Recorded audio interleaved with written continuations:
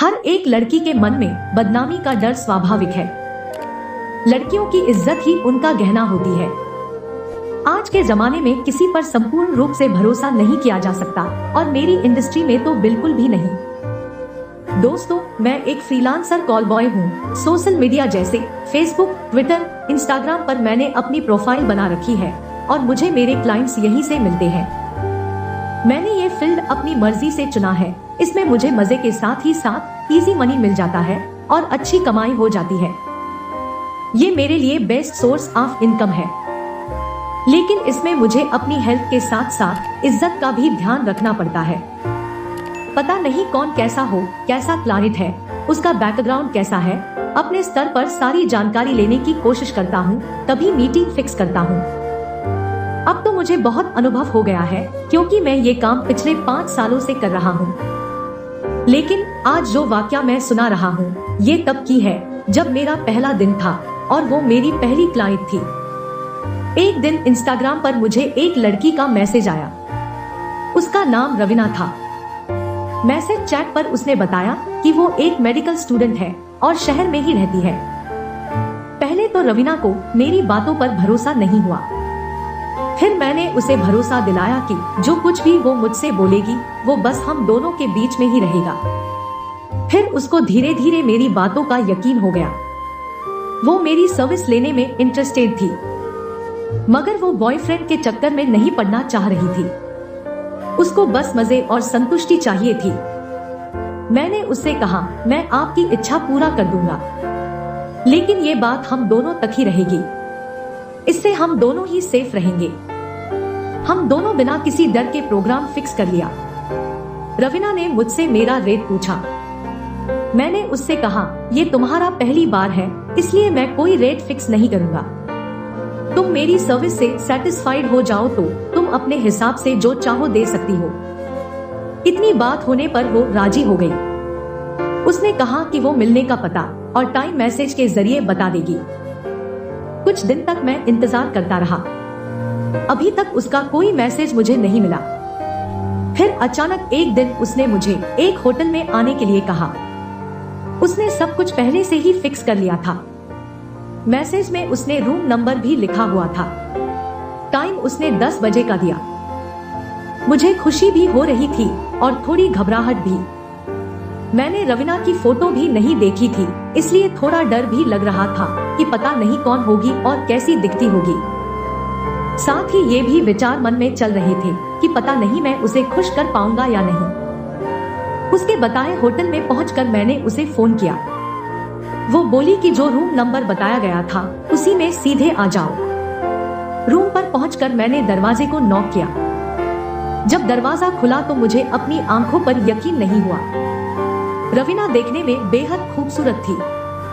अच्छा खासी हीरोइनें भी उसके सामने पानी मांगे। उसने टी शर्ट और जीन्स पहनी हुई थी। दरवाजा खोलते ही मुझे अंदर ले गई। हमने दरवाजा लॉक कर दिया। उसका फिगर देखकर मैंने अंदाजा लगाया कि 34, 26, 32 के होंगे। मुझे तो यकीन ही नहीं हो रहा था कि मैं इतनी पहली बार में ही इतनी खूबसूरत मिलेगी। मैं उसको घूर ही रहा था कि वो मेरी तरफ देखकर बोली, अब दूर ही खड़े रहोगे या कुछ करोगे भी? ये सुनते ही मैं उसके पास गया। थोड़ी घबराहट हो रही थी। इससे पहले ऐसे किसी अनजान लड़की के साथ मैंने कुछ नहीं किया था। रवीना की कमर में हाथ डालकर मैंने उसके होठों को चूसना शुरू किया। वो भी मेरा साथ देने लगी। अब उसकी जीभ भी मेरे मुंह में आ रही थी। दोनों एक दूसरे के मुंह से रस को खींचने लगे थे। 15 मिनट तक ऐसे ही चलता रहा। मुझे ये भी ध्यान रखना था कि सब कुछ उसकी मर्जी के मुताबिक हो, क्योंकि वो मेरी कस्टमर थी। फिर उसने बेड पर चलने के लिए कहा। बेड के नजदीक पहुंचकर मैंने उसको पीछे से पकड़ लिया। उसके उरोजों को टी शर्ट के ऊपर से ही दबाने लगा। उसके मुलायम उरोजों को दबाते दबाते मेरा घोड़ा एकदम से सख्त होकर रॉड के जैसा हो गया था। मैं उसके गले और कान के पीछे किस करने लगा। मुझे अब जोश चढ़ने लगा था। घबराहट धीरे धीरे गायब हो गई। अब रवीना के मुंह से सिसकारियां निकल रही थी। फिर मैंने उसका टी शर्ट निकाल दिया। उसने लाल रंग की ब्रा पहनी हुई थी। उसकी ब्रा के ऊपर से ही मैं उसके उभारों पर टूट पड़ा, उनको जोर से दबाने लगा। वो सिसकारने लगी। उसके बाद मेरे हाथ उसकी जीन्स की तरफ बढ़ गए। उसकी जीन्स को खोलते हुए मैंने उसकी जांघों से नीचे कर दिया। नीचे से उसने लाल रंग की पैंटी पहनी हुई थी। अब रवीना मेरे सामने ब्रा और पैंटी में ही थी। लाल रंग के ब्रा और पैंटी उसकी खूबसूरती में चार चांद लगा रहे थे। उसका यह रूप देखकर किसी बुढ़े का औजार भी तन जाता। मुझे तो अभी भी यकीन नहीं हो रहा था कि ये खूबसूरत परी अपनी प्यास बुझाने के लिए एक जिगोनो का सहारा ले रही है। उसके लिए तो कोई भी लड़का जान देने के लिए तैयार हो जाता, मगर सबकी अपनी अपनी पसंद होती है। उसने पहले ही कह दिया था कि वो रिलेशनशिप के चक्कर में नहीं पड़ना चाहती है। अब उसने मेरे कपड़े उतारने शुरू कर दिए। उसने मेरी शर्ट को निकाला। मेरा हथियार पैंट में तन गया था और पैंट फाड़कर बाहर आने को तैयार ही था। मेरे औजार पर हाथ फिराते हुए वो बोली, बस थोड़ा सा इंतजार और कर लो, उसके बाद तुम मेरे छेद में अंदर जाने वाले हो। ये कहकर वो मुस्कुरा दी। उसने मेरी पैंट को भी उतार दिया। मैं अब केवल अंडरवियर में था। फिर मैंने उसकी ब्रा को खोल दिया। उसके उरोज नंगे हो गए थे। उनको देखकर मैं देखता ही रह गया। पल भर की देर किए बिना मैंने उसके संतरों को मुंह में ले लिया। बारी बारी से मैं उसके दोनों संतरे चूसने लगा। वो भी जोर से सिसकारियां ले रही थी। इस दौरान वो मुझे गाइड भी करती कि क्या करना है, कैसे करना है। जब मैं उसके संतरों को अपने होठों की तपिश दे रहा था तो वह बोली, मेरे निप्पल को दांत से काटो। उसके कहने पर मैंने वैसा ही किया।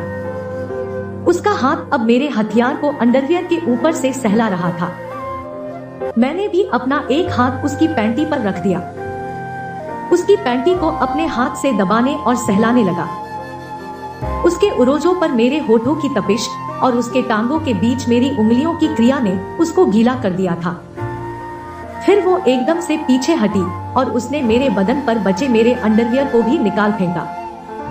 उसके ऐसा करते ही मेरा हथियार उछल उछल कर उसे सलामी देने लगा।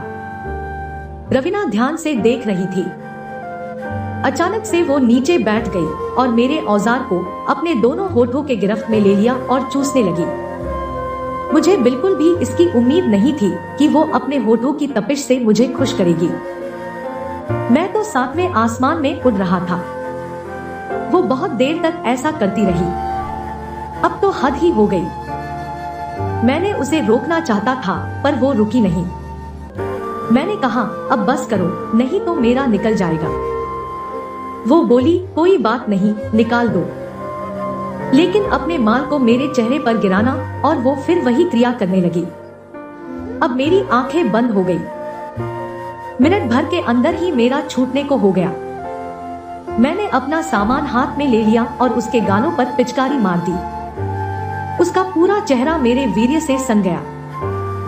फिर वो वॉशरूम में गई और अपने चेहरे को साफ करके वापस आ गई। वापस आने के बाद वो बोली, अब तुम्हारी बारी है। ये सुनते ही मैंने तुरंत उसको बेड पर लिटाया और उसकी पैंटी को खींच दिया। अब उसकी रस भरी चिड़िया अब मेरे सामने थी। मैंने उसकी चिड़िया की पंखुड़ियों को हाथ से छूकर देखा। उसकी चिड़िया का दाना तना हुआ था।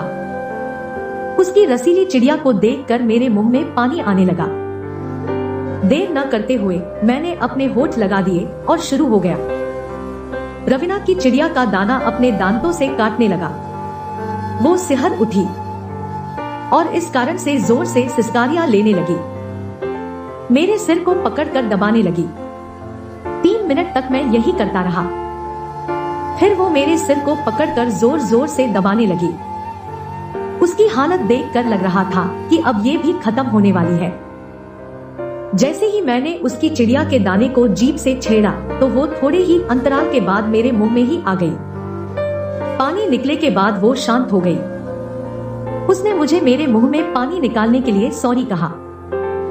उसके बाद हम दोनों कुछ देर के लिए रुके और फिर शुरू हो गए।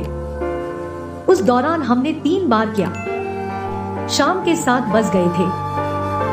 इसी बीच मैंने पीछे से करने की इच्छा जताई तो वह यह सुनते ही गुस्सा हो गई और बोली, अपनी हद में रहो। मैंने उसको सॉरी बोला।